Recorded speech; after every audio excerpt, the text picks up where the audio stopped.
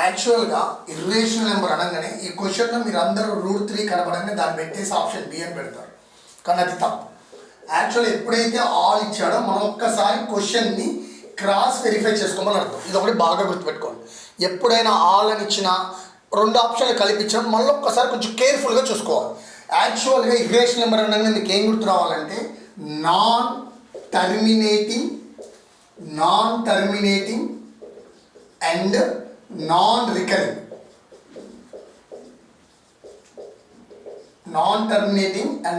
Recurring decimals ఎప్పుడూ కూడా irrational numbers అయితే. ఇది బాగా గుర్తుపెట్టుకోండి. Non terminating and non recurring numbers ఎప్పుడూ కూడా ఇర్రేషనల్ నెంబర్ అయితే.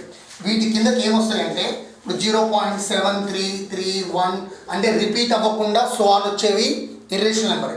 √3, √5 ఇవి కూడా irrational number, perfect square root ఉండదు.